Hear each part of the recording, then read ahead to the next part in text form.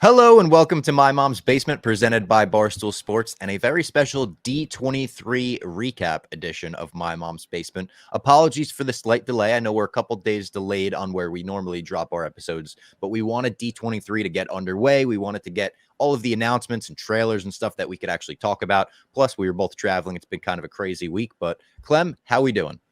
Yeah, Bob, doing good. Been a crazy week. I was in Chicago for like 24 hours. Did a bunch of did like 30 snack reviews in about a 5-hour sitting. You were doing Rough and Rowdy, watching hillbillies fight in the ring in West Virginia, and then I didn't have internet from Friday afternoon while I was still in Chicago all the way until Sunday morning. So I didn't even have internet as a thing. The entire town got wiped out, I guess, during the crazy storms that were going on. So in a weird way, though, it works out because like this D23 stuff.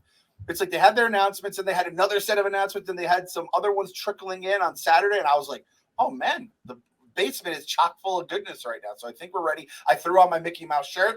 So, you know, our overlord, the mouse, you have your boy Cappy on there now. Yep. So we're ready for a new era in the Disney universe, hopefully. Hopefully. And like you said, yeah, the mouse knows how to dominate the news cycle over the weekend. They're like, we're going to do an announcement here. And then as soon as people forget about that, we're going to hit them with another announcement. And as soon as people forget about that one, another one. Let me ask you this. I love the new Snack Boy series. I feel like it's like great, versatile for everyone. You don't have to be a Barstool fan to just love the Snack Boy series. No spoilers for the ones you just recorded. But when you do 30 in a day, are there any like sour snacks or like spicy snacks that you need a palate cleanser for before you film the next one? There is a couple spicy ones, I'd say. The sour, there's nothing. I feel like the sour game has gotten a little softer. I grew up in the Warheads era, and they got mids now. Yeah, they got mids. Look at this tongue. Oh, yeah. I think I've talked about it on the show. It peeled because I ate so many Mega Warheads when I was like 12 years old. So everything's settled down. We do get some spicy stuff. Got to do some water. Little behind the scenes from the Snack Boys. I also just got to let people know. First time we did it, we didn't know what we were doing. We were just ripping, just jumping around snacks. 2 kids, you know, you're just ripping open the presents at Christmas. Then we learned literally, like Anchorman, milk was a bad choice. We were eating cereals halfway through, and then you just have everything in your stomach. You have cake, you have chocolate, you have chips, you have gummies, everything. And then we put a bunch of milk and cereal inside, and then we had another like 15 to do.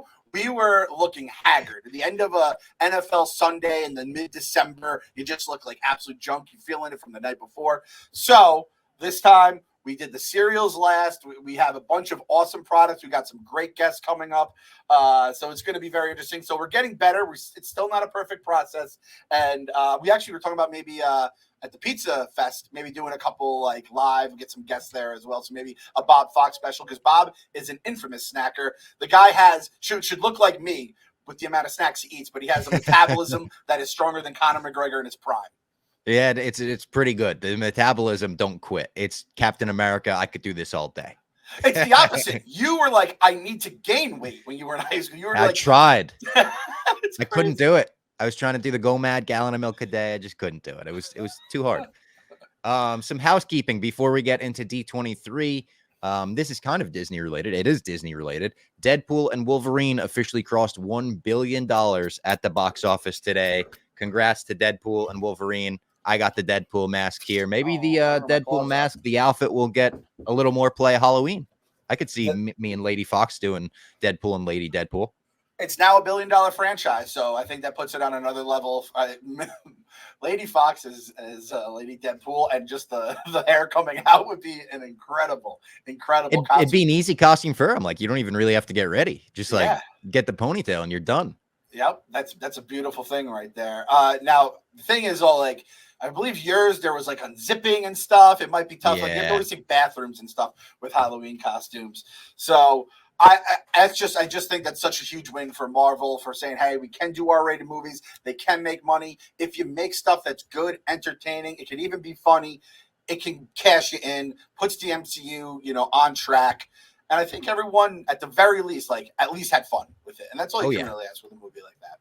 I want to see it at least one more time before it leaves theaters. I saw it twice. Saw it at the premiere with you, and then I went to the Dogpool screening. I would love to get just one more experience on the big screen with that Royal Rumble moment of all the surprise. Again, I hesitate to call them cameos because they don't even really feel like cameos. The surprise cast members, joining the movie and stuff like that. The fight scenes, the Deadpool versus Wolverine fight scenes might be the best one-on-one fight scenes in the whole MCU. Yeah, they were awesome. And, you know, they really, again, they care. They knew it meant so much to so many people who wanted to see the showdowns and stuff like that. The Sabretooth one was hilarious in itself. Watching that again. Tell me, do you feel like this? The first time I watched it, it felt longer. The second time, it felt much quicker. Yeah. Because I just it moved. Yes, it moves. And I do feel like my brain was so much like on like alert, being like, what's coming up? What's going to happen next? And then, as you know, it kind of like, I wouldn't say it went too fast, but it was like nice. I like the way it all flows. So I might see it one more time as well. I saw it twice in the theaters. And then that's something that just is always, if you want to just a little pick me up, throw on. Again, not even the whole movie. I just want to see the you know what, I won't even spoil it for the people who haven't seen it, but there's a couple scenes in there with some great musical numbers that I'd love to rewatch.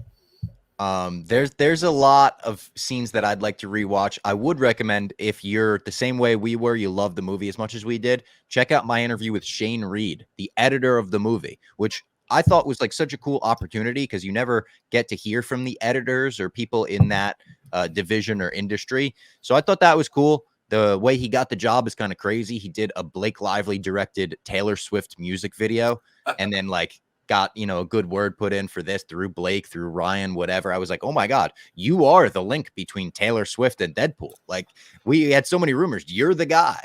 And like, he tells me cool stuff. Like, there's a moment where someone falls and they kind of like scorpion in a really bad way, like the ridiculousness style scorpion, land on their head, feet over the head. He's like, that was inspired by a viral video of a bride went on the groom's shoulders at some random wedding and like fell backwards. And he was like, I was showing it to Ryan, I was showing it to Sean, and they were all like, oh, we can't even watch that. And he was like, we got to put that in the movie. So I was like, it's the #1 movie in the world. There's a decent chance whoever this poor bride is, she's probably seen the movie, doesn't even know she inspired a scene out of it. So there's a lot of cool stories like that. I don't know if she could see. She might not be able to walk right now if that's what happened to her at her wedding. But yeah, hopefully she's still with us right now. Also, some Barstool news. I have joined the cast of Surviving Barstool. I think it's season 4, but this season of Surviving Barstool, I think it's 24 cast members. It's going to be the biggest one ever in Chicago. This was kind of initially like promoted as the All-Stars. Like Dave and Big Cat are back. Kirk is back. Jerry's back. You've got Wallow and Gilly this time. It was originally going to be Stu Feiner and Pat Bev. They had to drop out. Stu Feiner said he couldn't be without his phone during football, which is a funny thing because, like, we're not going to be without our phones. There's going to be maybe an hour before votes where the phones have to get put away, but whatever. Francis is replacing Stu. I am replacing Pat Bev for obvious reasons. Pat's going to Israel to play basketball. He can't be doing Surviving Barstool. I'm excited. I'm nervous. Everyone's asking me, like, are you nervous? Do you have a strategy yet? I definitely don't have a strategy. Like my strategy right now is I think I should go back and watch a couple seasons of Survivor. Yeah. Because I'm not a Survivor guy, and I know they take some of the challenges from that and stuff. I'm excited. I don't think I'm going to be like a Littlefinger type persona in the game. I think I'm going to try to kind of be myself. I think I have a lot of advantages that are also disadvantages as well. Because every time someone talks about me in this game now, they did it on the Unnamed show. It's been happening in the office. They're like, oh, you're a dark horse to win. You're a dark horse to win. You're dark. At some point, when everyone says that, you're no longer a dark horse. And it's like people, I think, view me as a threat because of the things that I guess they should view me as a threat for. I probably have the least money out of everyone on the show.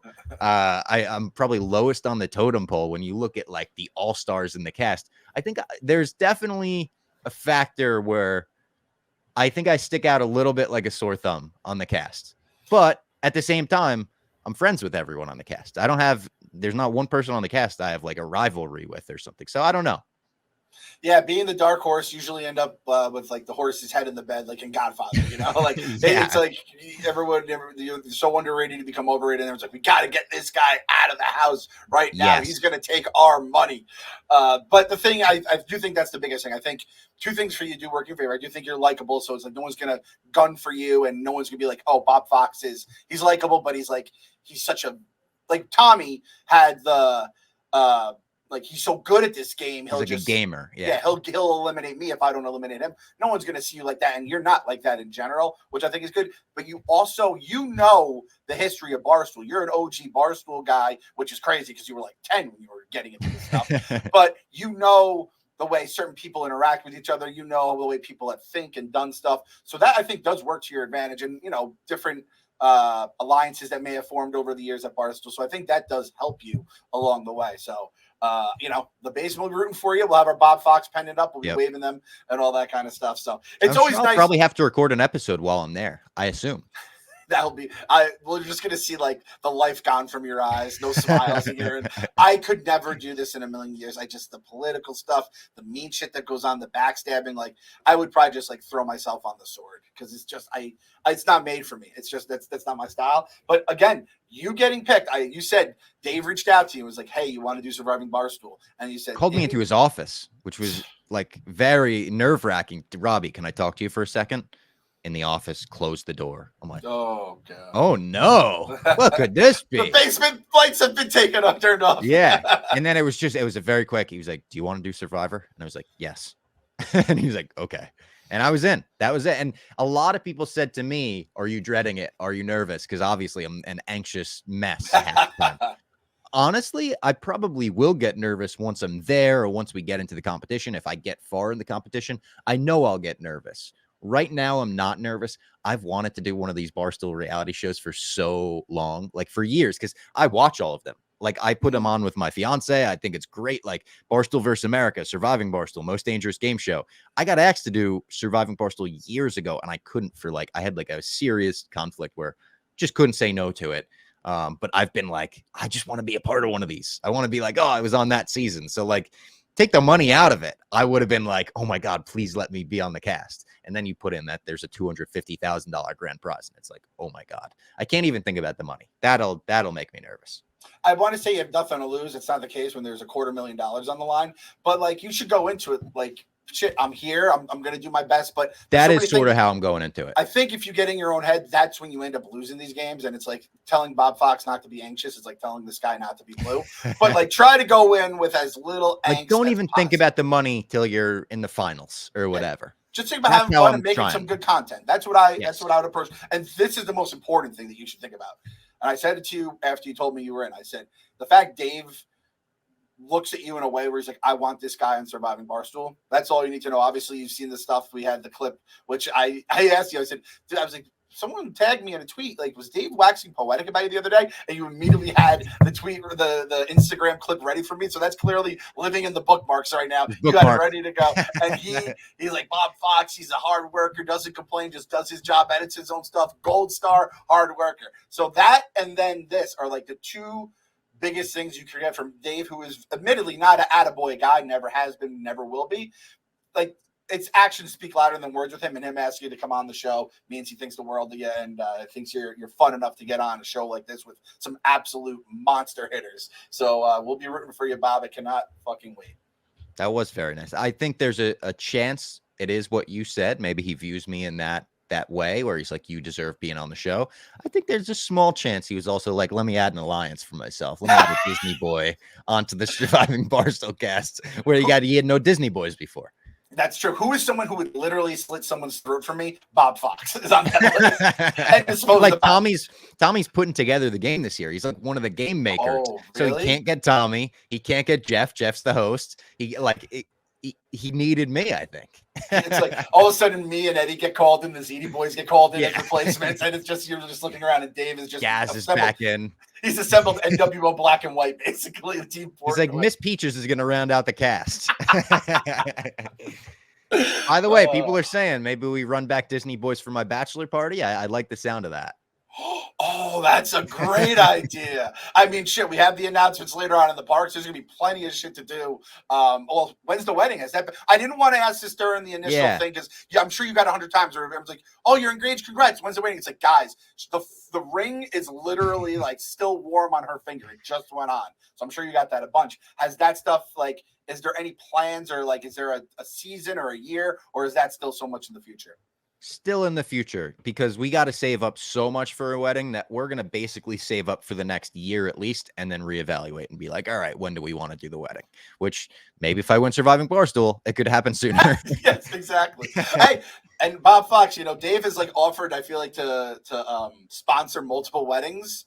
And it's like someone like Smitty who's scared he's going to literally put him like a dump take at his own wedding. if he could sponsor it, make some content out of it. The thing is, like, Dave does that usually when he wants to like twist a knife in somebody. He wouldn't do that to his boy Bob Fox. But yeah, keep that in mind. Uncle Davey is always a good option to have. Yeah, I'll keep it in mind. All right, let's get into D23. I know that's what everyone is tuned into this podcast for. They're probably like, you're 15 minutes in. Talk about the nerd stuff. We'll talk about the nerd stuff for you. I figured we'll start with Marvel.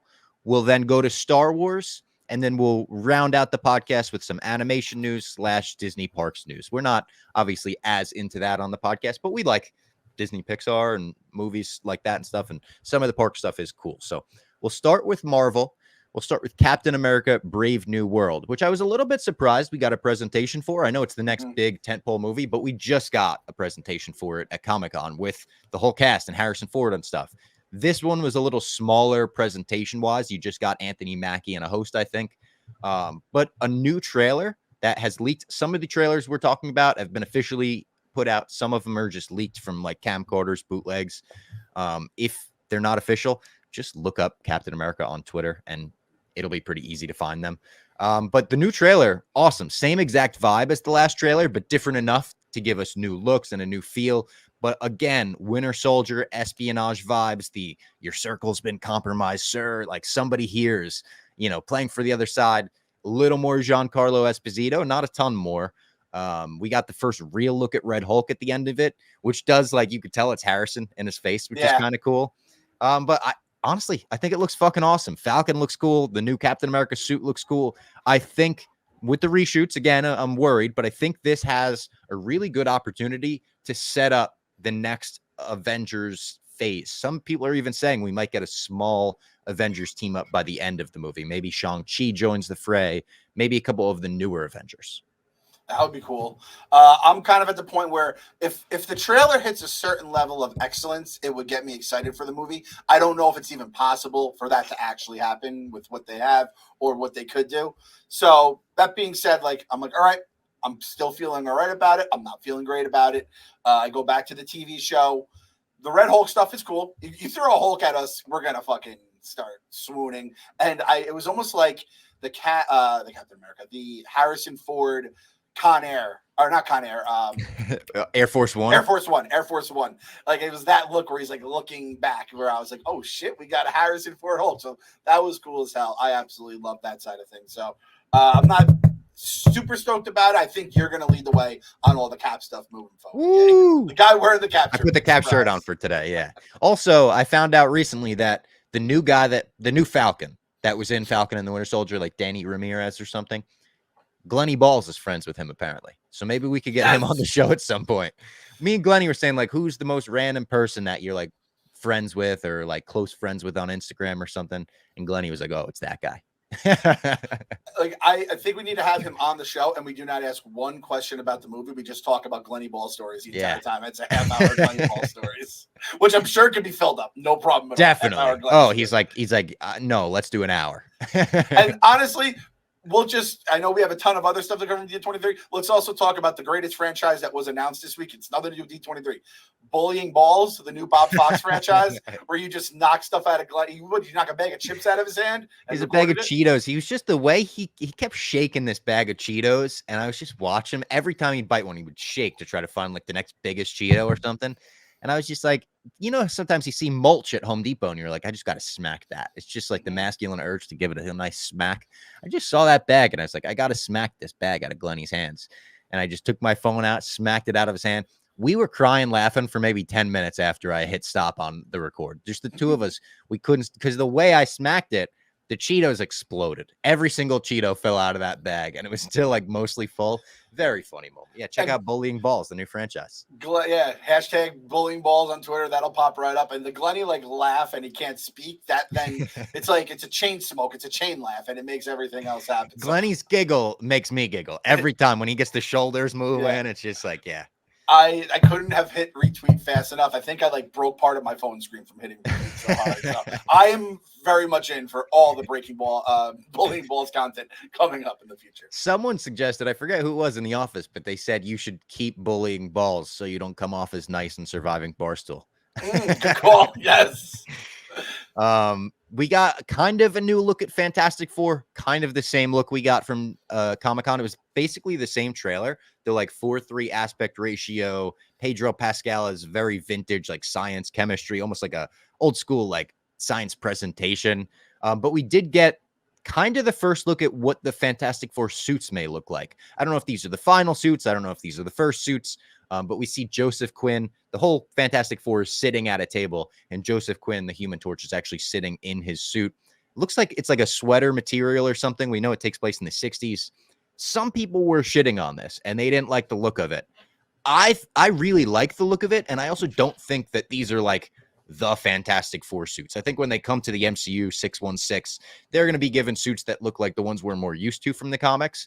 But as far as like creating a vibe, a new aesthetic for the MCU, they're doing it here. And that I appreciate that we're not just getting like another wallpaper. It looks like the rest of the Fantastic Four movies. They're trying something new. There's a lot of white in the outfits, which I like. It's like something that we're not used to.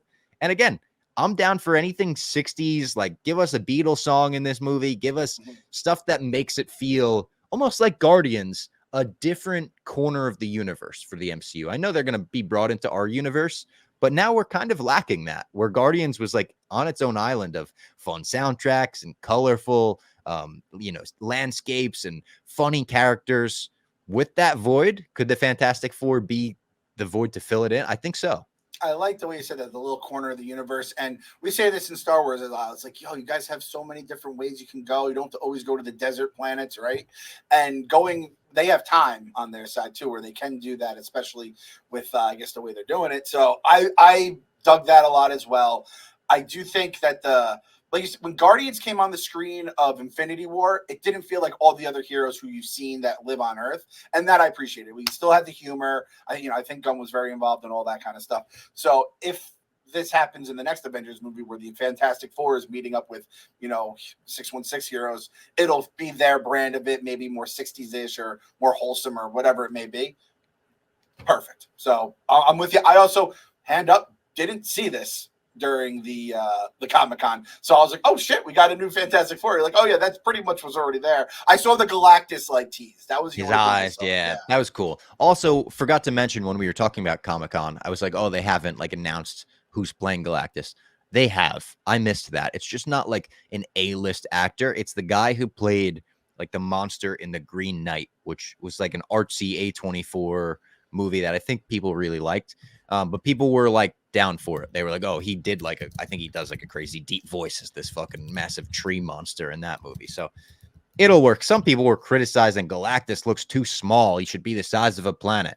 Galactus changes sizes. So I don't know, like unless he's an ant, if he's the size of a skyscraper, like he could come down to Earth and be on Earth. He's been on Earth before. Just be grateful he's not a fucking cloud like the last time. People piss me off with the nitpicking sometimes. And lest we forget, ants took down the Great Kang. So ants are nothing to. They did. He was also, he was a general in Chernobyl, which I stopped watching after the first episode when I realized how fucking sad I was going to be if I kept watching that. He's Rick in Ready Player One, which I do not remember. He's a First Order officer in Last Jedi. Don't like that. Don't like that one bit. Love that. He's in Drunk History as King Henry II. Love that. That's a great show. He's a Ravager pilot in Guardians, so he's already had his MCU, a little taste of the MCU. He's Dagmar Cleftjaw in Game of Thrones. So this good. Guy, I mean, what a resume this guy's got. Apologies for saying he's just been in The Green Knight. This guy, what's his name? His real name. His real name is Ralph Ineson. Ralph he's Ineson, been in Harry Potter. He's in a bunch of shit, this guy. So, and the look of him, he's like, I don't know how to describe him in Thrones. He's like a little scraggly guy. Looks like he's at the pike. So I could care. Like, I feel like Galactus, that's going to be a lot of work's going to be getting done with the CGI and, making the character that way. You don't need a Brolin, I don't think, for Galactus. And hey, it wasn't always Brolin as Thanos, right? If you want to make him maybe a bigger role, you can, I guess, change the actor. But I'll give him a shot here. We also got a new look at Daredevil Born Again, the reboot / sequel series that's coming to, I was going to say Netflix. It was originally a Netflix, coming to Disney+. We've got John Bernthal returning as Frank Castle, the Punisher. Kamala Khan's father is actually briefly in the trailer. I know he got into some hot water. He's like he has some kind of lawsuit against him or something. Uh-oh. I assume his inclusion in not only the series, but the trailer would indicate that maybe Disney is confident that that's all going to be okay. I have no idea, though. The White Tiger and Muse will appear, or just White Tiger and Muse will appear. Classic characters that people are excited about. We saw some stuff on set of White Tiger.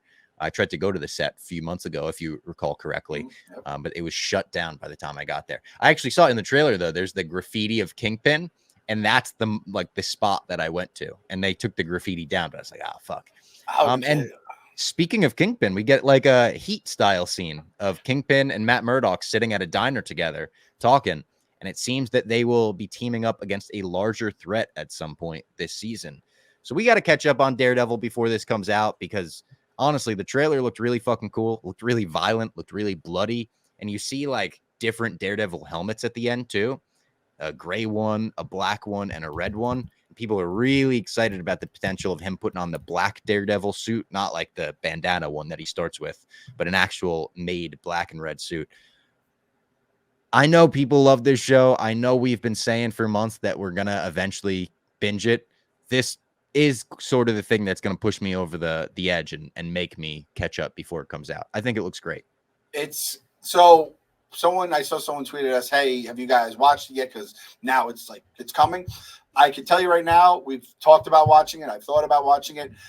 I will not watch it until like basically the amount of hours I have to binge it will equal until it's released, and then we're going to be talking about it on the pod. And then I'm just going to like, it's like when you have the book report that's due 2 years from now, or, at the end of the year, and you're doing it literally on like June 27th at, 10 o'clock at night as you're starting it. That'll be when I do it. It's nothing in Daredevil. It's just, I got a bunch of random shit in life. So and that's just the way my brain still works, unfortunately, till this day, even as an old man. But the Punisher shit got me going too. And that's again, I didn't even watch The Punisher, but it's like that actor, John Bernthal, is so awesome too. He's your guy from The Bear. Yeah, exactly. He's my guy, our guy from The Bear. Well, he's always in stuff where he's not like around enough. Wolf of Wall Street, he's awesome as well. So I just love that actor. So I'm very happy he's sticking around, because they did nail some castings in the past, Matt Murdock as well. And the fact that they were able to bring it back. And you know what? Sienna was watching the trailer with me, and she's like, "Oh, that's the guy from She-Hulk." I'm like, "Oh, people are gonna be bitch because that's She-Hulk's guy." And again, I will die on this hill. When she's talking about banging Matt Murdock, I thought those were good jokes. They landed every time. Very fun. That whole episode was good. Yeah. Like if that was just, if they did a She-Hulk one shot and they were like, by the way, like Bruce Banner's cousin, she got infected and she's also banging Matt Murdock, I think we could be way more positive about She-Hulk. Again, forget what was the episode? No, Lizzo was Star Wars, right? Lizzo was Star Wars. Megan Thee Stallion was the twerking episode or scene. Yeah, that was bad. And also, let's be honest, I'm not going to go into She-Hulk. These are the bad times of the past. But like Hulk's son or whatever, that was weird. There's like a Mount Rushmore for this phase of bad stuff, and I think he's on the Mount Rushmore. I think the Drax arm is the George Washington of it all. The Drax arm, the Hulk thing. Yeah, there's a couple things from this phase that. Just why did they do that? Where did they go with that? Just like the Hulk shows up to the barbecue at the end. He's like, oh, by the way, my son. And it's Mark Ruffalo's face with a weird ponytail on. And you're like, what the fuck? Weird times. That was stupid. That was real stupid. Agatha. All right. We got a new trailer for Agatha. Speaking of stupid, we got a new trailer for Agatha where, again, they really lean into the Agatha All Along. And they're like, remember that song that everyone liked? That's why we're making this show. Remember the song? Remember the song, everyone? Remember you laughed at the song? And it's kind of like they took the last trailer and they leaned into the stuff that I didn't like more. Last trailer was like 50% serious, 50% this is a wacky witch family movie. This trailer was like 30% serious, 70% this is a wacky Halloween show. I really don't think it's going to be for me. And I said that even before I saw the onstage presentation they did. They had Catherine Hahn come out with the Coven of Witches to sing a song. And people were saying, oh, Patti LuPone, like legend of Broadway. You should be honored to see her. Not what I want out of the MCU. If you're doing a joke and saying we're making Steve Rogers a fucking Hamilton show, funny joke to make. Like, that's a funny gag. This was fucking... The power of one, the power of two, the power of many. They're taking the fucking horrible chant from Acolyte episode 3. And they were like, oh, everyone hated that. Let's do it live. They want a live performance. Honestly, I don't think this show's going to be for me. I'm going to watch every episode. I'll watch every second of Agatha. The fact that it's a Halloween like seasonal show helps it a little bit for me. I like watching spooky things around October. I don't think we're doing this week to week, though. We'll recap it when the whole season's over. This show just ain't meant for us. And you texted me, pray that this is the last show of that era where it's like, let's just crank shit out. And it's just like they made a whole show based on the Agatha All Along joke song. We didn't need that. I looked it up because I was like, when did WandaVision come out? Because I was like, was that 2020, 2021? Obviously, those were weird times. That's going to come out almost 4 years after WandaVision. That's crazy. It's coming out end of 24. WandaVision came out January of 21. That you come out with this show like a year, maybe a year and a half afterwards, but like I think the song is expired. If you had, if it was like a food, like a fucking or like a drink, you look at the expiration date, you're like, oh, this shit is fucking way too old. And hey, listen, I blogged the fucking Agatha All Along, the remixes. I loved it. It was #1 on the charts. It was awesome at the time. You're playing the old jokes. You're the guy who's talking about high school jokes after you graduated college. And you're like, what do we do? And listen, I also am not so this is the other thing. I'm not a spooky guy. I'm not a Halloween special guy. This take's going to get me canceled.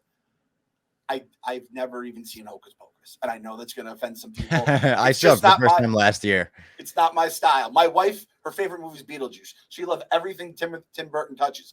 That's her. I'm me. So this is like just on face value.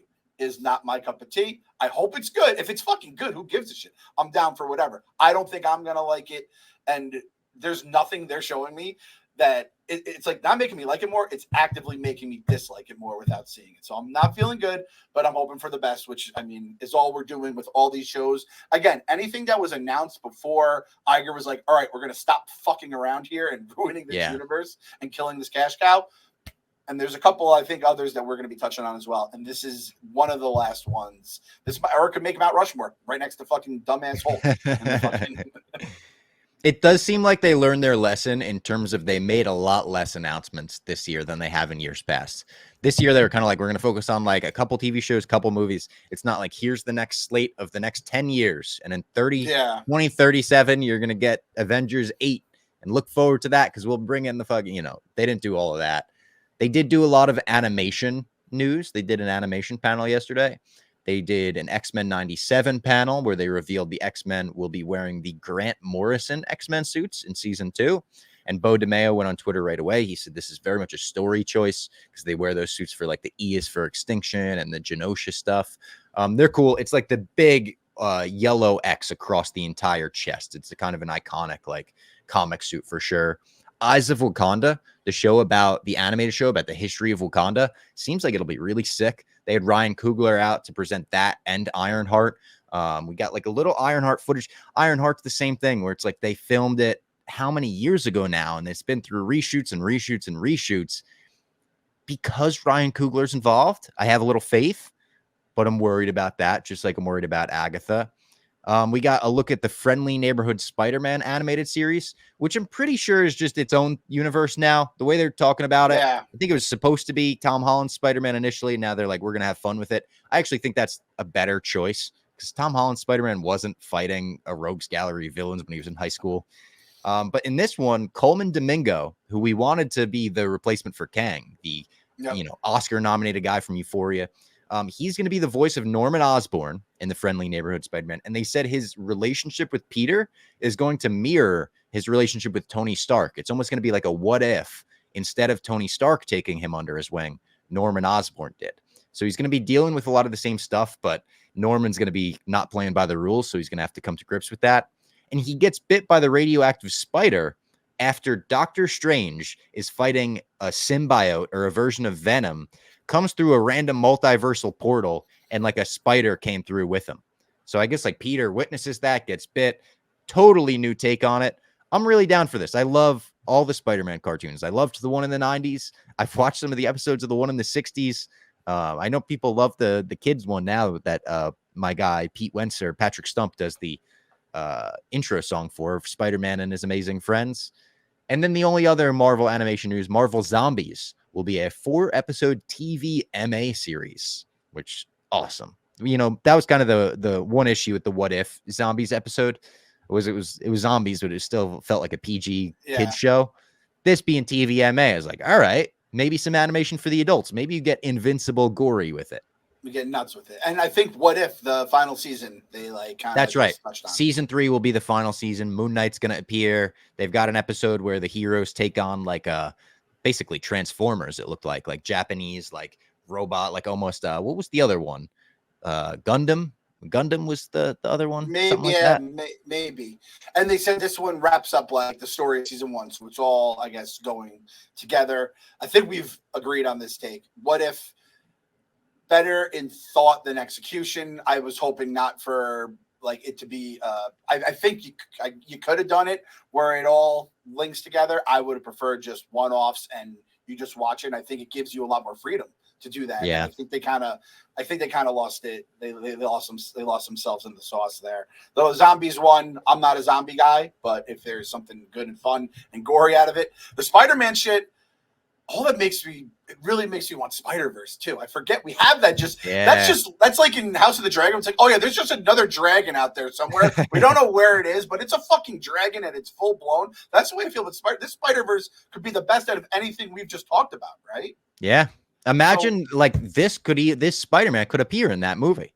There's enough time where maybe and I love the look of Friendly Neighborhood Spider-Man. It looks like an old comic book. Almost looks like it's more inspired by like Archie comics than it is anything else. Yeah. The people with black hair have the blue like highlights in it. There's like Peter has like orange hair in it. It looks really, really cool. It looks just unique where it's like they're not just doing the same. All right, let's make it look like this. Like DC does amazing animated stuff, but a lot of their animation looks uniform across the board. And that's, you could make that choice, an animation choice, but to make it just have a different vibe and stuff, I think it's cool.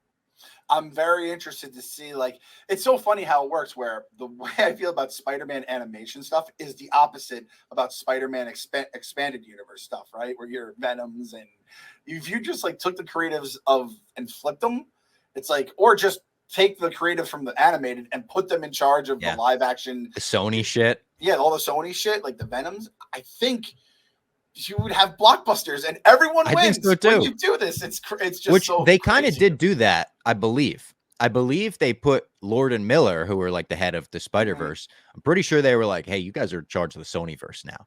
So I don't know when they're going to take over. It's like the Iger thing. It's like, was Venom 3 under their guidance, under their tutelage, or was that its own thing? I don't know. But yeah, all the Marvel stuff sounds good animation wise. Like Marvel's in a good spot with their animation department where forever it was like DC does the good animated stuff, Marvel does the good live action stuff.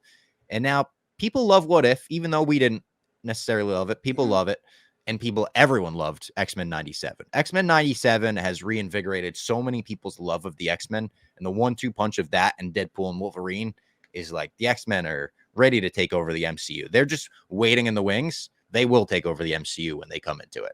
Yeah, I think they're going to crush it. And the suits, that's not like I saw those suits and I was like, oh, I'm not a fan of those suits personally. I don't love them either. I know people love the stories they're involved with, but just on the visual of it, the suits from last season were better. Yeah, but this is the thing is I didn't read those stories, so I don't have the attachment to those suits. And just from Cyclops is not that. My Cyclops is the X-Men 97 Cyclops or the toy Cyclops that I grew up with or the ones in the comic books.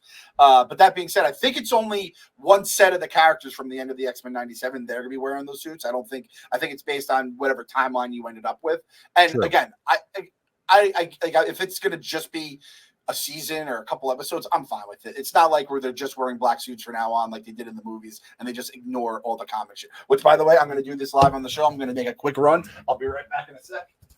All right, Clem's making a quick costume run. Maybe he has a special Grant Morrison X-Men suit he can change into that he's made since the last episode. We'll see.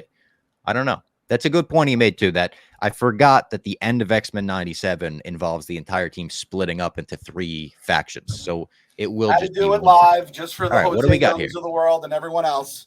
Oh, your comics? Got my comics. So shit. Let's see it. After Deadpool, I went out and I just bought a bunch of like, they're not even like they're probably a lot of them are reprints or whatever, because I wasn't going to buy like the official versions, but I had to buy my X-Men. I couldn't find my number one, the Jim Lee one, the infamous one from '92. I got my Fatal Attraction, which we all saw in X-Men '97 go down when poor Wolvie. I got the remake of the Days of Futures Past, remake of X-Men 1. I love X-Men 4 with the Brotherhood of Mutants. Jose is doing the heavy breathing if he's watching this right now. Oh, that's a classic that they recreated in X-Men '97. Anyone that saw a certain billion-dollar movie will understand. This was my favorite cover growing up. It was just so gnarly. I never even read the comic. I was so scared of it. Dark Phoenix saga. We got Jean Grey dying. Classic cover. We got her Dark Phoenix being born as well. Then we got, obviously, my boy Bob Fox gave me the sexy Rogue Savage Lands. I got Gambit and Rogue getting together. And then I had to go, and I even bought myself, and this is going to be, I'm actually going to read these. I got the Days of Future Past saga. I got the Dark Phoenix saga, and I bought the Secret Wars. And I'm debating, do I read this before the movie, and then I kind of know what's coming? Or do I just go in blind like I did with Infinity War, because I would buy the Infinity Gauntlet after it went live. So your boy Clem went out, and Ryan Reynolds inspired me to spend some of my kids' college tuition on comic books that I might read once, and I'm just going to put up in my basement for a long time to take a look at. Hey, to quote the great Ian McDiarmid as Emperor Palpatine, and today is his 80th birthday, by the way, Ian McDiarmid. Good. I love Clem becoming a comic diehard. We're going to see a shelf behind him. Give it a year, and he'll replace, there's going to be a shelf right behind him like Jose. Like, oh yeah, I got that one. Let me grab that. Yeah. The goatee and the ponytail are gonna form on me like comic book guy from The Simpsons. It's all these are gateway comics into getting me addicted to it again. Let me ask you something. Out of all the floppy issues you bought, what is your favorite cover? If you could just take one of the covers, which one is your favorite? I think it has to be the X-Men 1 here, because I even got like a print of it on the wall that I put up of the because I just love like that X-Men are my X-Men, and Magneto's on it, and that's basically like the birth of my love of all things comics. Because comics weren't even on my radar as a kid, and then all of a sudden I saw that and I was like, those guys look awesome. I'm gonna read that, and I'm like, oh, I understand what comics are all about now. And I didn't think as a grown ass man I'd be getting paid to talk about them like 30 years later. Jim Lee, the GOAT. The absolute GOAT. In my opinion, my favorite. I know that Neil Adams, there's like the legendary legacy ones, but there's a reason I got Jim Lee's Batman on my arm. There was no other Batman I was thinking about putting on my arm. Only Jim Lee. See, and like that's someone's like, that's my GOAT. And it's like, I wouldn't even know if I'm calling like Paul George my GOAT, because I don't know the artists enough or the storytellers, your Stan Lee's, but you hear like certain things with like Claremont and all these different names. Obviously, Jack Jose Kirby has a ton, Jack Kirby for sure.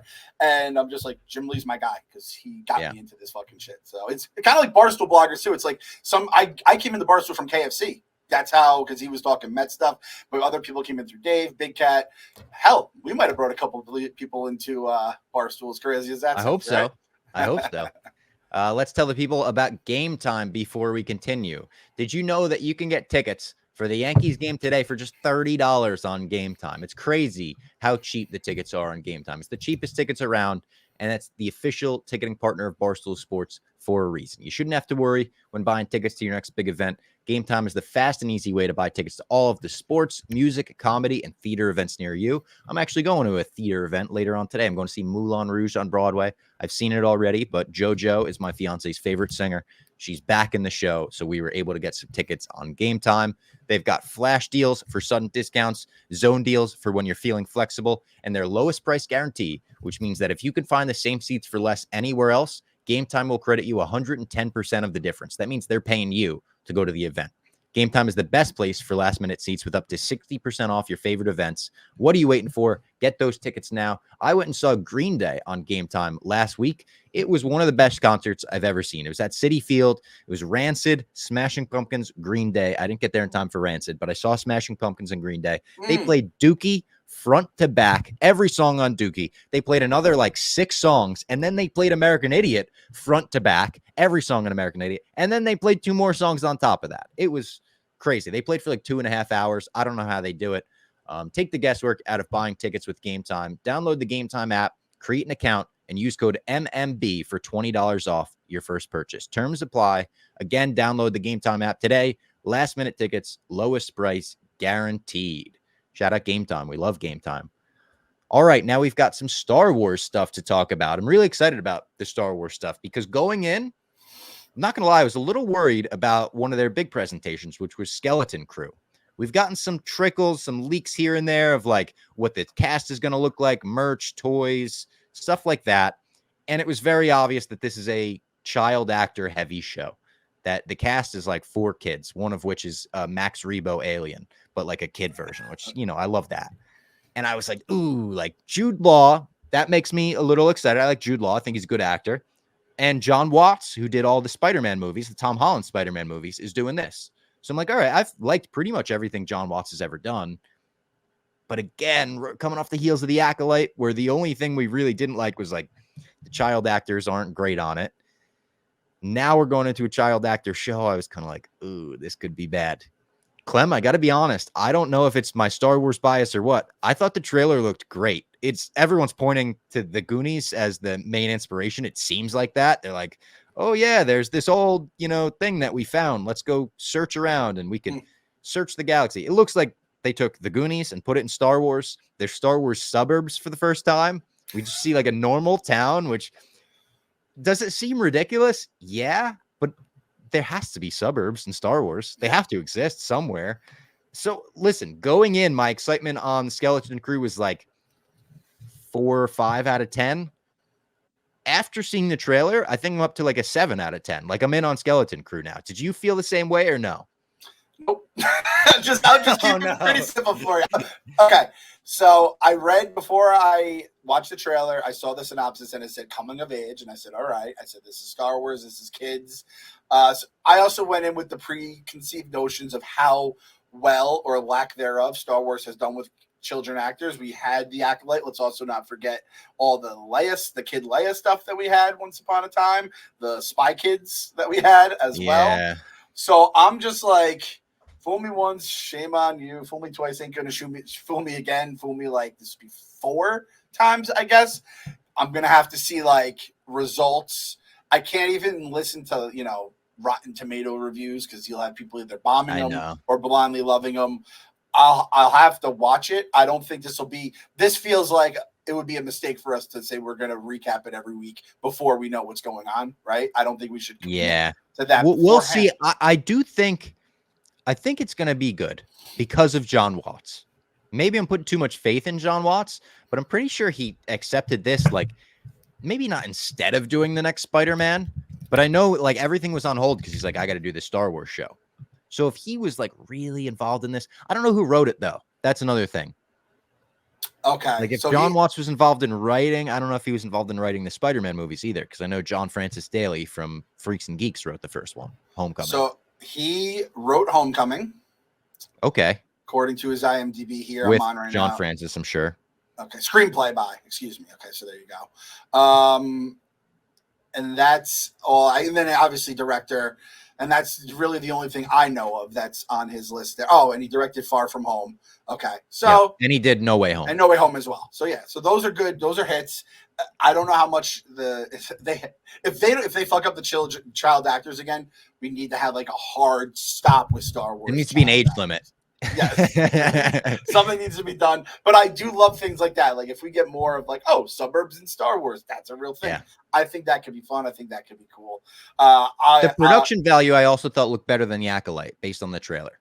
Yeah. Remember when we were saying it had like a $15 million budget and Ken just like, oh, by the way, guys, it had like $150 million budget. It just feels like it. So again, I still have, The Acolyte's a fresh wound. I'm not even going to say it's like old wounds. That's a fresh. Yeah, it was last month. Yeah, exactly. And the thing is, it had its highs. It's the Max McClung. It had the fucking dunks, but it also had like no jumper and couldn't play defense. So I don't know how I'm going to feel about it, but I'm happy.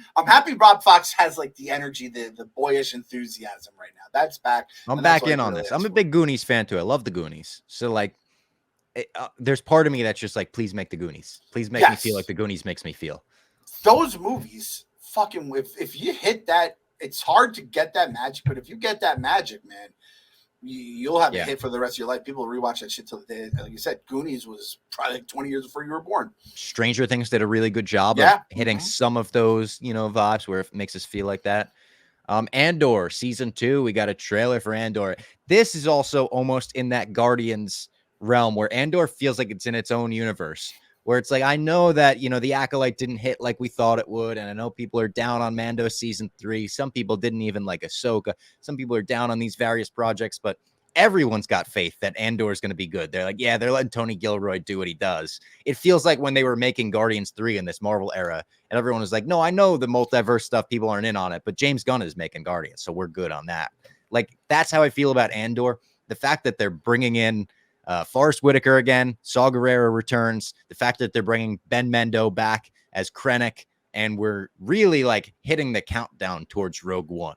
Last season, we got the 5 years BBY, whatever. We're going to get to the point this season where it says 0 BBY. And it's like, the war is happening. We're about to go fucking steal those plans. I assume he's going to sort of meet or assemble the team that we have in Rogue One. Because when Jyn Erso meets him, he's pretty much got his squad ready to go. I'm really excited. Obviously, we know K2SO is back in this season. Yeah. This season will involve the time jumps, which are going to be a little confusing, but they've made it as easy to understand as possible. I think they basically said every 3-episode arc will cover a year. So it's going to go over 4 years, and we'll get to that point where it'll lead us right into Rogue One, which leads us right into A New Hope. They're just going to fill all the gaps. They're like putting like the wood putty in there, and they're like, yeah, we're going to fill this. The second this is over, go right into Rogue One. The second that's over, go right into A New Hope. I mean, I got no reason to believe this isn't going to be awesome. Also, I just watched a movie this week that I never heard of in my life. I'm sure you have, because apparently everyone's heard of it. It's called The Terminal. It was a Steven Spielberg movie with Tom Hanks, and John Williams did the score. I was like, I can't believe I've never heard of this. This is crazy. It's a totally decent movie. It doesn't feel like the heights of like Spielberg, but Diego Luna just shows up halfway through it, and he's wearing a red/orange jumpsuit. It looks like he just showed up from the prison. It was crazy. Hey, maybe they tie that in. I wouldn't put it past Filoni to get a little fucking Terminal. Pretty good movie though. I enjoyed it. It was like a delightful movie. I saw it once. I watched it on DVD. I didn't even watch it in the theaters. I was interested. I'm a Hanks guy. Obviously, who isn't a Hanks guy? And I just never saw it. But I don't even remember what you're talking about. It's been so long. Like you said, Andor. I watched that.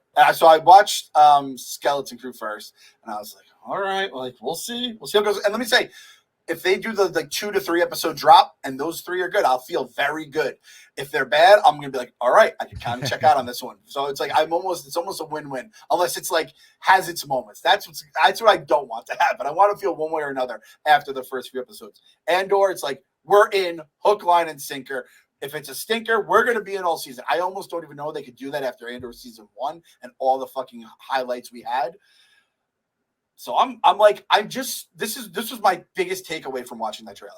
I'm just so happy they made Rogue One in a time where they weren't exactly pumping out crowd pleasers all the time in Star Wars. And I'm just so happy we have that, and it led to this and this little time frame that is kind of going to just live on its own. I think you can make other stuff I want to have more stuff where we have between Sith and Hope, where you could just fill in the gaps there. And that takes a big reason because of that takes me to my question to you. Do you think we get the Man in Black at any point in this season? Honestly, yes, I do. Like, I could see it would be cool to see Krennic meeting with him. Like, that would be really cool.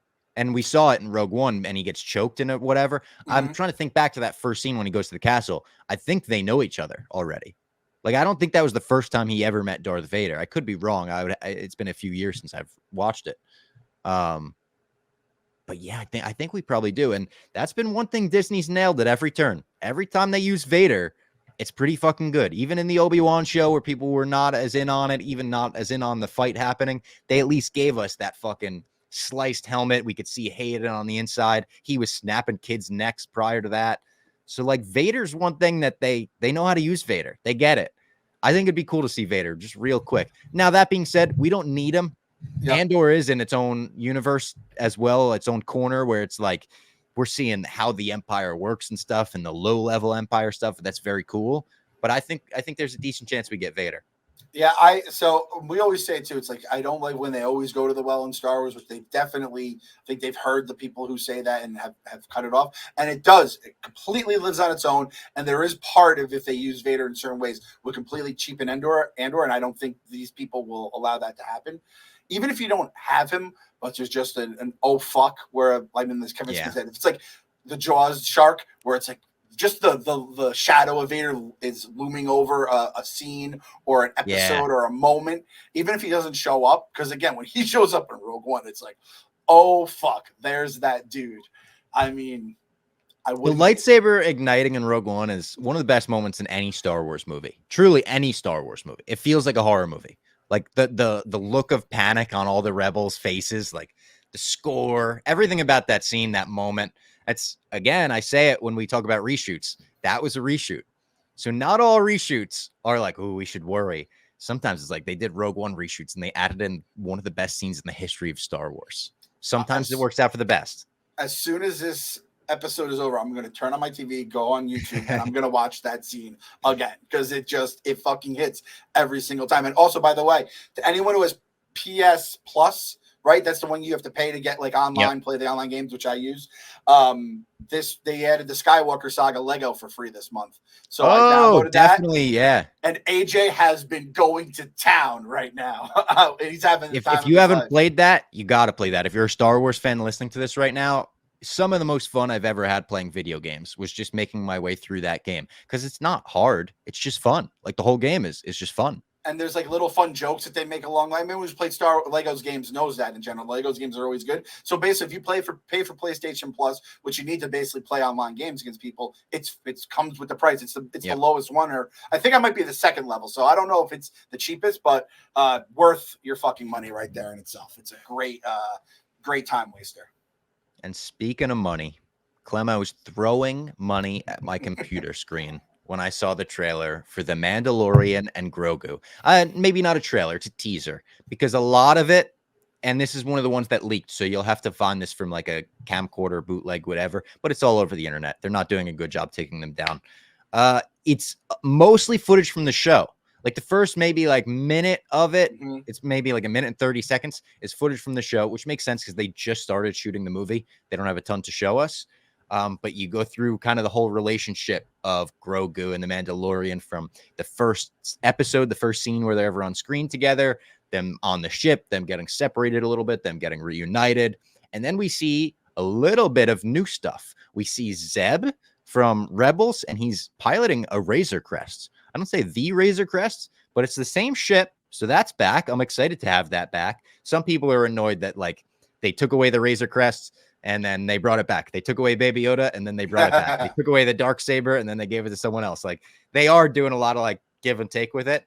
But then we see the Mandalorian and Grogu on like an ATST without the head. It's just kind of the walker. It might have a different name even, but they're on this snowy planet. They're going down this huge mountain. It's going fucking fast. We haven't seen these like operate like that before. And then when they get to the bottom, you look up and there's a bunch of fucking AT-ATs, which what a cool shot. Almost reminded me of the shot from the Rogue One trailer of when they're on the beach and they look up and then you see it on the beach. It's like, oh, fuck, they can operate here too. I am so excited about this. I don't understand anyone that's even slightly negative about it. I know that season 3 wasn't as good as season 2 and stuff, but we got Jon Favreau making a Star Wars movie that's going to be in theaters with the Mandalorian and Grogu. Zeb's back. Like, how do you not have faith in Favreau going to the big screen here? I get, season 3, they were trying to build this, build that, whatever. This is the big screen. Favreau don't disappoint like that. This is going to be fucking awesome. And it's going to unite Star Wars fans like The Force Awakens did before, everyone split off after that. But it's going to unite Star Wars fans like The Mandalorian did when it first came out. It's going to remind everyone this is the best thing that Disney's done with Star Wars as The Mandalorian and Grogu and this relationship, this story. Will it be the ending of their story? Probably not. But will it kind of cap things off? I think so. I sort of think this will be an ending of sorts for their story, just like the ending of season 3 sort of was. But then they'll probably appear as like supported characters in Heir to the Empire with Ahsoka.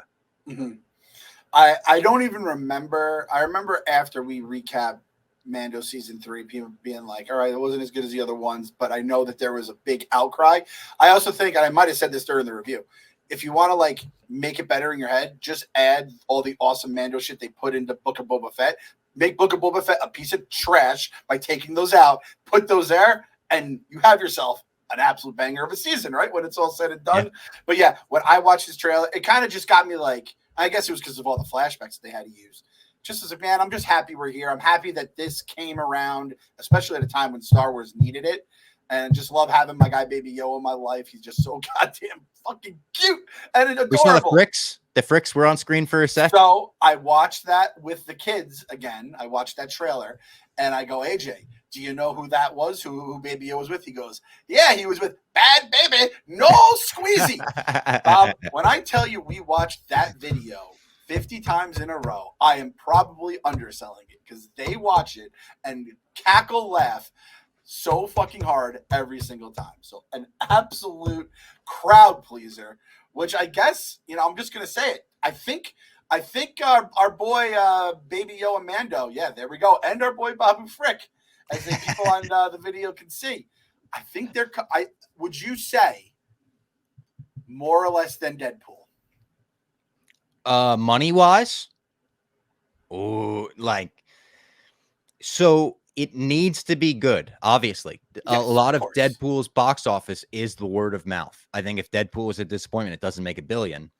I think more. Deadpool's rated R. Deadpool doesn't reach babies like this reaches. Like parents are going to think, oh, I could bring my 3-year-old to this because Baby Yoda's in it. So I think more. I think this is going to, let's say right now, August 11th, over a year from the movie coming out. I think it's like 2026 this movie comes out or some shit. I'm going to say 1.2 to 1.3 billion. That's my box office prediction. Added inflation too. God knows it'll be probably like $17 by then, just to get a gallon of milk by that point, right? Can I get this guy talking? Does this guy? What do you think, Babu Frick? Does he have a fucking? He definitely has a thing somewhere to hit it. It's almost like a magic 8-ball. It's like we're gonna ask the magic 8-ball, and we have to hope his little saying is a yes or a no here. Is he? Are you gonna beat Deadpool? Oh, is that a no? Did he shake his head no?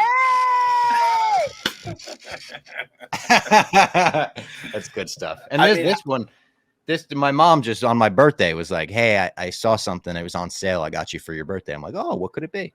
Just a giant Mandalorian and Grogu. I was like, Mom, you know me so friggin' well. It's like if someone's at your mom's house and she's like, oh, I picked that up. I saw it on sale. I had to get it. Would they say, is that for your 25-year-old son or for your 6-year-old grandson? Yeah. 25-year-old son. I love it. And she may lie, but she she loves me. Yeah. It's like, Luke forgot to pick that up when he was in town, so she's giving it to you instead, one of those kind of things. No, Bob, that's for you 100%. I think I'll guarantee it right now, Sunday, August 11th. It's going to beat Deadpool. Whatever Deadpool's number is, it's going to beat it. It's going to be a movie that all the kids are going to see. Even shitty animated movies make like $1 billion, let alone ones with Star Wars nerds. And I think it'll be the movie that's going to unite everyone, make us happy, keep us going in the galaxy, and getting us excited for all that, is coming up, along with all whatever Andor does. So I think it's going to be an absolute smash. And once you start throwing Babu Frick lines in the trailer, it's just going to get more fucking kids into the theater. And again, Favreau is kind of the thing that, anytime I'm going to get worried about it, that's going to just, erase all those fears. The guy fucking crushed Elf, for God's sakes. Crushed Elf. Crushed it. Let's tell everyone about the Professional Fighters League. PFL, the playoffs continue this Friday, August 16th, with light heavyweights and lightweights headed to Hollywood, Florida. Also, this lightweight is headed to Hollywood, Florida. I will be there along with the Spin and Backfist guys, Big Ev and Jack Mack. It's going to be very fun. It's win or go home as fighters compete for a spot in the $1 million PFL World Championship. Don't miss out on the action. Friday, August 16th at 9 p.m. Eastern on ESPN and ESPN Plus. There's also still tickets available. If you're looking to attend in person, you can get tickets. Tune in, though. It's Friday, August 16th, 9 p.m. Eastern on ESPN and ESPN Plus. Like I said, the Spin and Backfist boys will be in the crowd. It's going to be my second PFL event of the year. I think it's going to be Ev's third, maybe Jack's second. PFL always treats us really well, really fun events. And a lot of the time you don't have fights on that night. So it's like Friday night. A lot of the time you got to wait for Saturday. Boom. You got PFL. You got good fights, good action, good matchups, and there's $1 million on the line in the championship. So high stakes. Shout out to the PFL as always. All right, now to round out the podcast, just some animation news, some parks news. We could kind of just go through it all quick. For as far as animation, a lot of sequels are in the works at Disney. So obviously we know Moana 2 is coming out soon. We got a trailer for Moana 2, both big Moana guys. We have a Dream Productions series in the works. It's going to be a series based on the movie studio in Riley's head from Inside Out. Look kind of funny. We have Pixar's first ever long form series called Win or Lose coming out in December. It looks like it's about a baseball coach. Kind of got Bad News Bears vibes, which I like. Yep. Big Bad News Bears guys. And then they have like 4 sequels in the works. Toy Story 5, Incredibles 3, Zootopia 2, and Frozen 3. We know Toy Story 5 will be about toys versus technology, which I was like, Toy Story 3 was the perfect ending. They brought it back with 4. It was good. And Forky's funny. They give Woody a good like adult ending. I don't know if it was good enough to justify like making another after 3. 5, I'm like, oh my God. But when you say it's toys versus technology, it's like, that kind of makes sense for this era. Like Woody has to compete with an iPad. Seems like that could work. When I saw 5 was coming, I was in the fuck this. I'm talking about when I first heard of it, I was like, fuck this. Then with this announcement, I was like, oh yeah, that's right. I forgot Toy Story 5. Fuck that. Because of what you said with 4 and the perfect ending for 3. Then again, as a dad and as someone that loved the original, and I think a lot of people that were alive, again, when the original came out, now have kids and have gotten to the point where it's like, just play with your toys. Please put the screens down for the love of God. I'm like, oh shit, that makes sense. So if 4 was a fucked up bridge to get to 5, that is a perfect like picture of what life is. Because let's be honest, toothpaste is out of the tube. It ain't going to be like toys are ever making a comeback to where they were in the 90s before the internet exploded. I do think that could be a nice way to end the franchise. God knows they're going to be fucking this franchise for 30 more years because they're going to make us cry at some point. Yeah, too. They're like, going to do some fuck. We're going to see an iPad die, and we're going to be like, plug the iPad back in. They're just going to kill all the characters. Soon Buzz is going to die. Jesse's gone. Everything's just going to happen. But I'm wondering when they bring the multiverse into Toy Story 2. Because at what point do you give Woody a good sign-off? And then it's like, well, Andy wants to buy himself a Woody for his kids or something. And it is Woody, but it's not his Woody.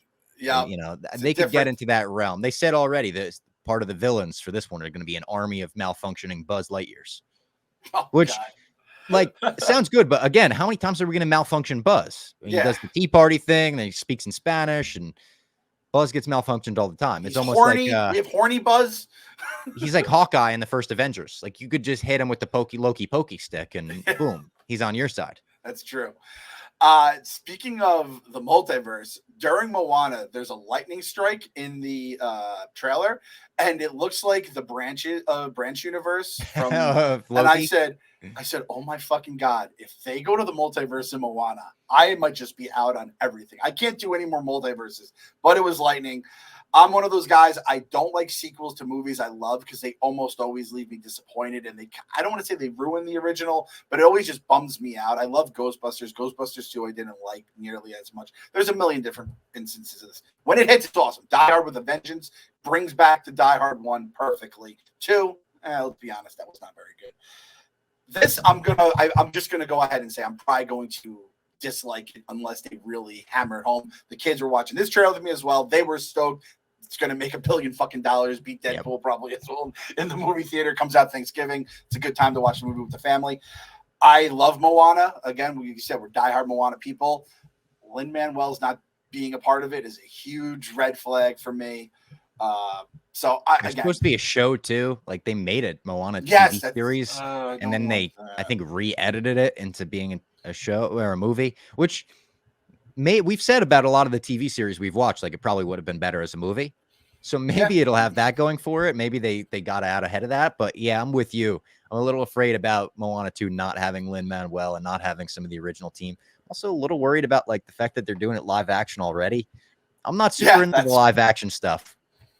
Very much out on the live action stuff. When I saw that Lion King trailer, and I'm like, Mhm. I thought I was on a circle. I'm like, wait, didn't the Lion King already come out? And it was either a flop, but it made a ton of money. And then I realized it was the Mufasa. They're doing that. I would have loved to see that as an animated movie, not as a live Agreed. one. I am not going to watch the live one. I would have went to the animated one. Bring back 2D animation. I know they just, I think they recently did like a Winnie the Pooh movie, or that was the last 2D animation movie. Like, I like 2D animation. I'm okay watching movies in 2D still. And maybe this generation of kids are more used to the 3D stuff, more Pixar style. So you have to do that. Maybe it's a focus group thing, but I don't know what happened to 2D stuff, because I'm completely okay with it. And I almost prefer it at this point. It doesn't have to be everything, but occasionally going back to what worked. Again, with the PlayStation, we have that Ninja Turtles arcade game, Shredder's Revenge. It's a side scroller, just like all the arcade games. I love it. AJ loves it. Just because it was good at one point doesn't mean, and we like had better technology, the shit still works if it works. So I think they could have done that, like you said, 2D. Incredibles 3, I would have guessed we already had Incredibles 3. I feel like my brain has been so like confused or hit with so many of these different sequels. We've already talked about Incredibles. Did you get a lot of blowback about saying, what did you say, Incredibles was better than better Logan? Superhero movie than Logan? I got a little bit of blowback for that, but not as much as you would think. A lot of people were on my side with that. And Brad Bird's back to direct it, the original director of Incredibles, and I think he did 2 as well. 2 is a little bit of a disappointment for me. It was like not a bad movie, but just nowhere near the level of 1, where it was just like, eh.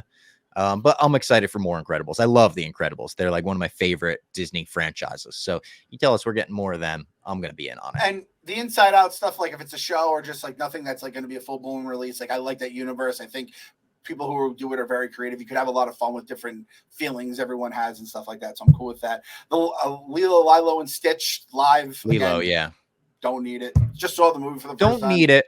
You saw for the first time? Oh, I like that movie. I like it. It was not as good as I thought it was going to be in terms of like the following it has. There's like diehards. Like number one. My sister's one of them. Really? My sister and her husband have matching Ohana tattoos. Wow. That's a diehard. Yep. Diehard. They love Lilo and Stitch. Absolutely love. And also like my brother-in-law, his mom is like the most diehard Elvis fan in the world. So the fact that he was raised by like an Elvis fan, and there's the Stitch Elvis stuff in the movie, I'm sure that added to it. I am happy to see what Stitch looks like.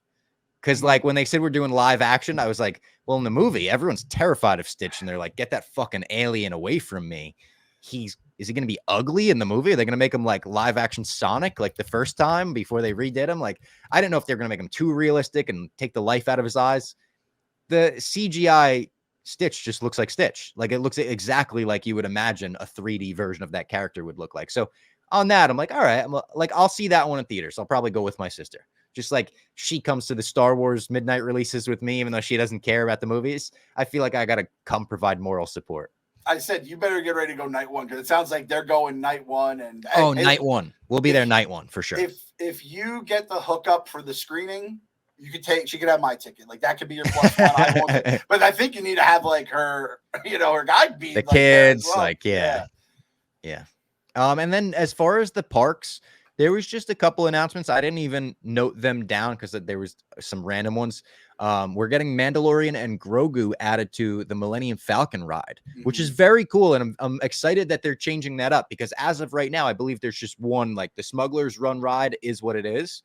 But there's the opportunity to Star Tours it up and like just change what the screens look like, and we could have a totally new story. I would love set a story in the original trilogy. Let us go through the fucking asteroid field from Empire Strikes Back with that score. Like, it doesn't matter that the park is in this part of canon. Nobody gives a shit about that. Like, sure, it's fun to be like, oh, the park takes place in between 7 and 8 or whatever. But like, also, we want to see Luke Skywalker and Han Solo and Boba Fett, and like, show us the original trilogy characters walking around. Even if it's for a month, we're doing original trilogy month at Star Wars Batuu Land, whatever. That's very cool. I think they're adding some stuff to Star Tours as well, which they seemingly update constantly. They're also making a Star Tours toy that was like one of the D23 exclusives, was you could buy like the shuttle from Star Tours. I thought that was funny. We got to get that for Portnoy for his birthday. Yeah, that would be good. Because that's his fucking favorite Star Wars ride, the best. True. They're adding a Monsters Inc. land and ride. and the ride looks cool. It looks like you're going to be like one of the doors, basically. That's Like it's the awesome. first suspended ride, they said.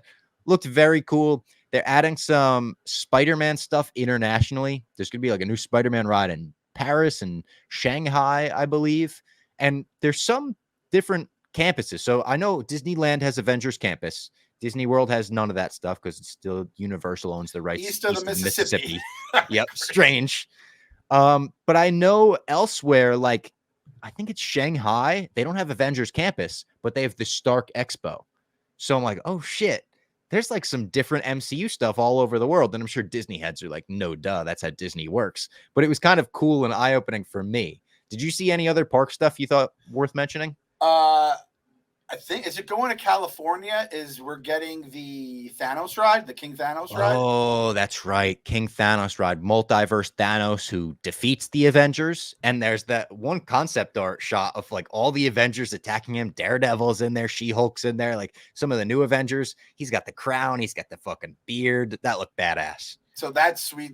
My sweet T-Man getting his like own ride. I didn't think we'd get that. You know what? I'm throwing it on. I haven't put it on the pod in a while. We're going with the gauntlet. That was great to see. And I think there's an Iron Man ride too coming out, right? Like I think it's something. Oh, is there? I didn't see that. Lifted up by an arm or something. I don't know exactly how it works, but again, the fact that it's not in Florida fucking sucks because it does. That's kind of the home base of. However, maybe the bachelor party's in California and we knock all these things down as the Disney boys. That's one way to really expand the Disney boys is by knocking down all the California stuff. If somebody tells me Jeff D. Lowe, his plan would be even more insane by going to California, considering that's where he lives now and he knows probably every nook and cranny of that place. So the park stuff I think is very cool. I think we're both Disney fans. I'm not paying for it for a very long time. Yeah, we're not crazy Disney fans, but we do enjoy it. Yes, for sure. All right. That was D23. I hope we got, most of this stuff. Also, I put out the call for some questions, some quick ones. Someone said, Sam Lauderdale said, since we're getting a live action Stitch movie, what do you want to see get a live action run next? And it's a hard question for me to answer because my first instinct is to say nothing. Yeah. Like there's nothing that I'm like, I really want it to go live action. I would prefer if they go live action, not to remake the movies, but to do a Cruella type thing. I thought Cruella was great. I thought that was my favorite Disney live action thing where you just tell us like the prequel story or a sequel story, just focus on one character and give us a little bit of them. So I would prefer something more like that than the direct remakes. So you kind of just said Mufasa was perfect because that's exactly what the Mufasa is, I guess. I guess, but like the Mufasa, the issue I have with that is they take all the emotion and life out of the animal's eyes when they make them real. Yeah, my wife hates talking like animals. Do it with it's one of her biggest pet peeves. Yeah, I don't like the talking animals either. Yeah. And then also like they already had the Lion King live, so it's like you're kind of just doing that it's again. Like a sequel, yeah. If they if they did a property that they haven't already live actioned and then do that, prequel, whatever it may be, sequel, the original telling, Wickedize it, right? Where it's like you get to see from another perspective. I could live with that because I was going to say, and I'm the opposite. Take some live action shit, animate it, and really get crazy with the stuff you could do, kind of like with Spider-Verse, right? Yeah. So that's a good question from Sam. Basement boy of the month. And then another basement boy. I figured we got to answer this one because it's a quick one, an easy one, not D23 related, but in honor of the hashtag Snack Boys. What's your go-to theater snack order from Lord David Snyder? I'm pretty easy with it. Always popcorn. Every now and then I'll mix it up and get nachos. I like nachos every now and then, but always popcorn. A large drink, a soda that I'll go fill with an icy. But I don't want to pay the full price for an icy, so I'll say a soda. You're a swindler, huh? I'm a little bit of a swindler at the movies. And then various candy, usually sweet tart ropes. I love the sweet tart ropes. Nice. By the way, Large, the fact that Large is like the rich person at Barstool, like common rich person, not Dave or Dan rich person, but the common rich person, and he reuses old drink cups. Paper cups. He brings back paper cups. Yeah, that's gross. Disgusting. When I go to the movies, I'm like, it has to be popcorn. It's only made like that's the only time I'll really eat popcorn is there. And I'm a butter guy. You're a butter guy? Oh, big time. Yeah. You got to go butter on there. I also am a swindler in the sense of I usually will sneak in a water because I just like drinking water. I used to, back in the day, cherry Coke was the linchpin. Sugar sodas, I just don't like sugar. So it's just too much now. I usually go with a diet. By the way, I don't know if I talked to you about this, Bob. I talked with my fellow snack boy, Eddie, out in Chicago. What Pepsi Zero Sugar has done to the game. They fucking just revolutionized everything. It's amazing. It tastes like real fucking Pepsi. Now, I haven't had real Pepsi in probably a couple of years because, again, the sugar. But the Zero Sugar is fucking, I'll take the Pepsi Challenge versus regular Pepsi. It's crazy. I had the Zero Fanta at Deadpool, which was incredible. I'm a big orange soda guy. In terms of candy, if I want to mix it up, Reese's Pieces. I know there's a lot of anti-Reese's Pieces people out there, but I just like it's nice and soft. Can just mow it down. I'll occasionally do a little bit of chocolate, maybe throw some M&Ms with the popcorn, so you get the chocolate covered, sweet and salty with the saltiness of the popcorn. And I've been on a very interesting kick lately, and it started at the movies. I think I don't know if they were brought back or they just improved the formula for more flavor. I'm kind of getting back into Mike and Ike's. And Mike and Ike's are dangerous, man. Woo! I used to like those when I was little. Yeah. Give them a shot. I think they because Josh Hart, the New York Knick, he was eating Mike and Ike's one day and he got a deal from them, like a little sponsorship deal. And I was like, I'm going to support Josh and the people. So I got some Mike and Ike's. They have a sour Mike and Ike's. Fucking fantastic. Get the blue box. They are fucking good. So I'll go kind of any of that. Sometimes the wife will surprise me. She'll smuggle in a little box of Sour Patch watermelons. I also love getting the little dollar boxes, from the grocery store. Yep. The fact that they're in the box makes it so much more movie acceptable. Also, real quick, just because we're on the subject, what do you think about this take? Gooch, I saw, brought Fritos Twisters into his. I saw that. And he said, video game movies, you can bring a different kind of snack in. And I was like, that kind of, if it's only a video game movie, I kind of like the mindset of it all. I don't know. It plays. I think it plays. I think it plays. Video games, I could see like Doritos and Mountain Dew, like video game snacks, And the worse the movie, the better, almost. Where it's like it's such a Borderlands. He was seeing. I heard that's like the worst movie of all time. People are talking like it's almost like absurd to waste a good popcorn day on watching that movie. You don't want to leave a bad taste in your mouth. I used to be a huge sneak bagels into the movies guy because we had Ben's Bagels in Little Ferry, absolute amazing bagel place. Still to this day, I haven't had them in years, but the best bagels I've ever had growing up. They do, normal bagels, fun flavored, fun colored. They did a French toast bagel for a while that was out of this world. They made it with maple syrup, so it's in every bite. And I used to love going to a matinee movie. So I remember like it was yesterday, Captain America Civil War. I didn't see it the Thursday preview release. I saw it the Friday morning at like 9:45 a.m. with my brother-in-law. Went to Ben's Bagels, got a couple French toast bagels, snuck them right into the theater. Yoo-hoo or Nesquik, whatever they had in the bagel shop. So good. So I was a big sneak. I mean, Coco, when I saw Coco, I snuck an entire order of General Tso's chicken. That was legendary. I was going to say my mall or my movie theater growing up, the local one was in a mall. And I had a kid who once stuck in like a fucking General Tso's plate and multiple egg rolls. And I'm like, that is a wild move right there. But I'm on a podcast with a guy who's done the same thing. Yeah. So I guess maybe not as well. And again, in that mall, there was a CVS. And my move was nacho cheese Doritos and then a Pepsi is what I would bring into it. So we're all sneakers. Let's be honest. I appreciate like there's an untold thing now. I think at the movie it's like, listen, just don't make it egregious. We won't bust your balls. You're paying for the ticket. I'll always give you the popcorn. Clean up money. After yourself. I'm a big clean up after yourself guy. Don't rub it in my face with it. And I think everyone can coexist peacefully. So that's nice to know we're all coming clean. I feel like I'm at confession, letting this stuff out into the world. And Bob Large, he brings fucking like gourmet meals like that. Him and Andy cook. And I went. Large is like, all right, sandwich of the month. I'm sitting here at the movies. He did that. He brought me a fucking like chicken sandwich that was out of this world to Avatar 2. And I was like, oh my God, I felt so fucking privileged to be part of this little scheme here. So they announced a bunch of Avatar 3 shit, by the way, and I figured don't put it on the notes. Fuck James Cameron. That was fool me once, fool me twice. Everyone told me Avatar 2, even if you didn't love 1, 2 is out of this world. 2, I felt the exact same way about 1 is. I forgot half the things that happened already. They will not get me in the theaters for 3. There's water in 2. There's fire in 3. All right. Like, and I'll be like, oh, it's a cinematic, it's a technological marvel. See it on the biggest screen possible. Fuck. I don't like fuck this off. guy. Humans are bad. Sweet. Yeah. We basically, and Clemmer had this take, I think. He's like, we lost out on a lot of good James Cameron movies because of Avatar. If he was just making his normal movies. It's because of Titanic. He got so rich in Titanic, he never had to make a movie to like, or to you know, live. They gave him a blank check. He's set for life. Yeah. And to be fair, he's done awesome shit. He made a fucking submarine that's like the better than any submarine maker could make. And Avatar, I'm sure the Avatar people love it. But for the rest of us, regular, normal folks that love the old James Cameron, who fucking banged out monster hits whenever he wanted, other people's franchises and shit, Aliens and Terminator, yada yada. Avatar, Bob. Talking Avatar. Stinks. All right. Do we have a hashtag for this week? Do you want to do hashtag like Sneak Boys instead of Snack Boys? Yes.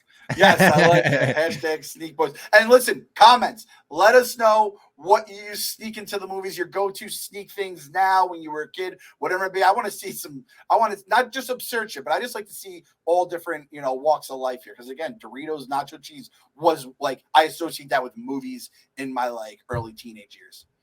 Also, it took this long. We're an hour and a half into the podcast. So if you really stuck around to this point, you deserve the true thank you. But thank you for letting us hit 50,000 subscribers. We finally hit 50,000. It's been years in the process. Feels good. We went from like, we hit that number when we were doing the giveaway for the stuff. We hit that so fast. Like, oh, 50,000 will be like the next day. Didn't quite happen like that, but hey, that's all right. We made it. I think at one point we said we were going to do the Peacemaker dance if we had gotten it within the year. Yeah. Not even close. I would think that was before the pandemic. That was 3 years ago. Yeah. All right. That was the D23 extravaganza recap. Sorry for being a few days late, but we did go long. So hopefully that makes up for it. And we will see you next week.